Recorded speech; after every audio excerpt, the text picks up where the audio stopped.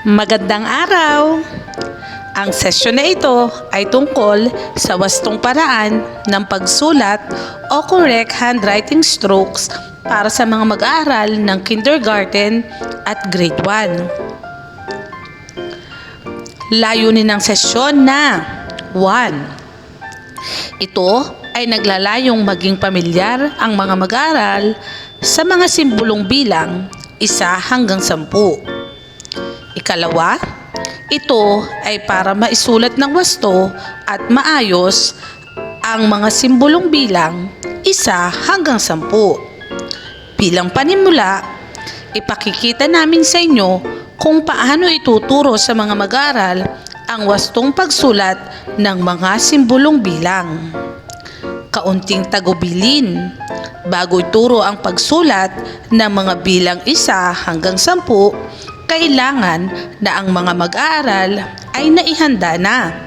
Ibig sabihin ay marami na silang practice writing ng iba't ibang linya gaya ng tuwid na linya, pahilis, pakurba at iba pa. Ito ang mga prerequisite skills para sa wastong pagsulat. Simulan na natin. Pagsulat ng mga bilang. Simulan natin sa bilang 1. Sa pagsulat ng bilang 1, gumuhit lamang ng isang tuwid na linya. Ulitin natin.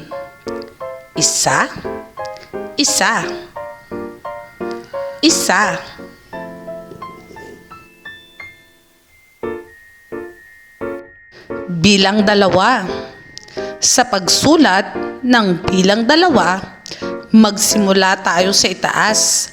Gumawa ng pakurbang linya, kaliwa, pakanan, pababa, na dudugsungan ng pahigang linya. Ulitin natin. 2, 2, 2.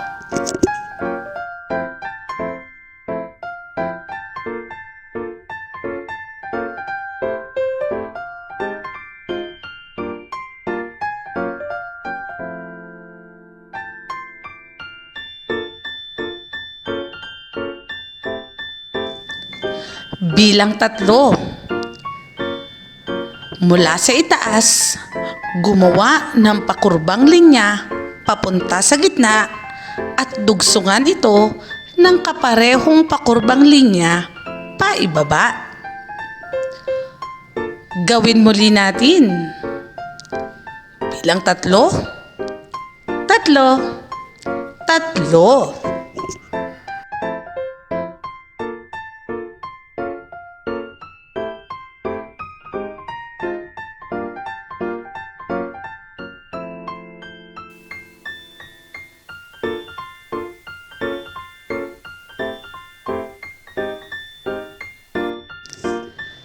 Bilang 4. Sa pagsulat ng bilang 4, gumawa ng linya pababa hanggang pulang guhit, dugsungan ng maikling pahigang linya at lagyan ng tuwid na linya mula sa asul pababa sa sunod na asul.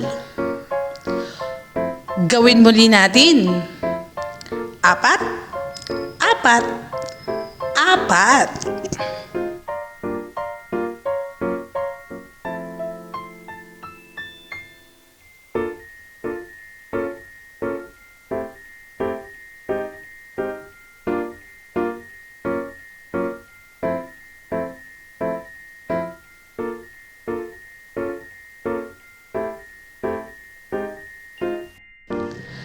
Bilang 5. Sa pagsulat ng bilang 5, magsimula sa itaas.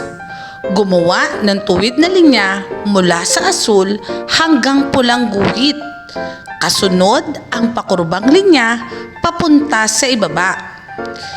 Balik sa itaas at gumawa ng pahigang linya pakanan. Subukan nating muli. Bilang 5. 5, 5.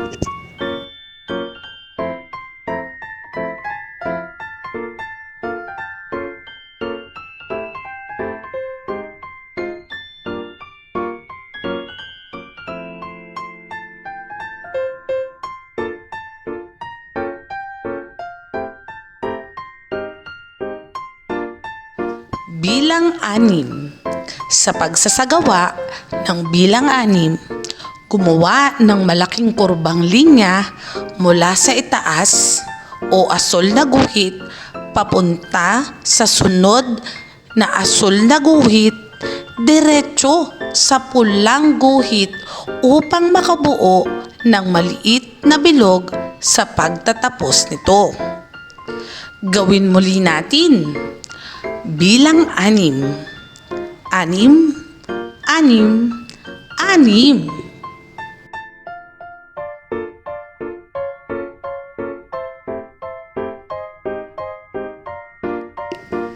Bilang pito. Mula sa itaas o asol na guhit, gumawa ng linyang pahiga at dugsungan ng pahilis na linya paibaba.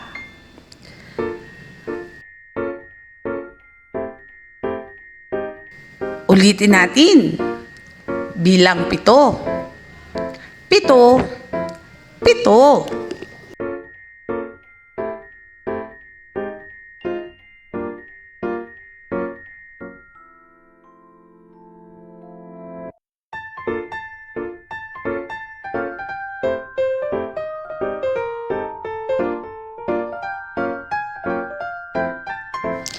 Bilang walo. Sa pagsasagawa ng bilang walo, mula sa itaas ay gumawa ng linyang paletrang S pababa at siguraduhing magtatagpo ang una at huling linya nito. Ulitin natin. Bilang walo, walo, walo.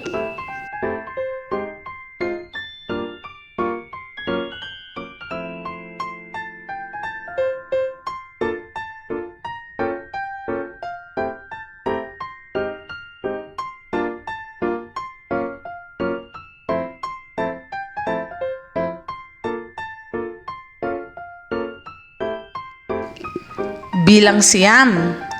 Sa pagsulat naman ng bilang siyam ay magsimula tayong gumawa ng maliit na bilog sa pagitan ng asul at pulang guhit at dugsungan ng tuwid na linya mula asul pababa sa sunod na asul.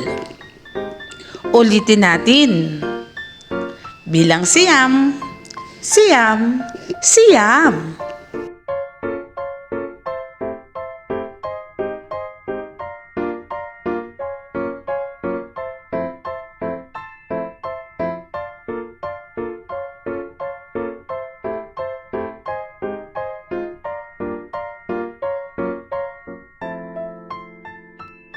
Bilang sampu.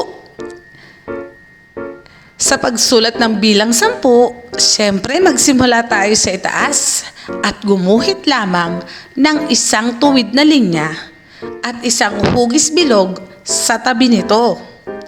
At ito na po ang bilang sampu. Ulitin natin. Sampu. Sampu.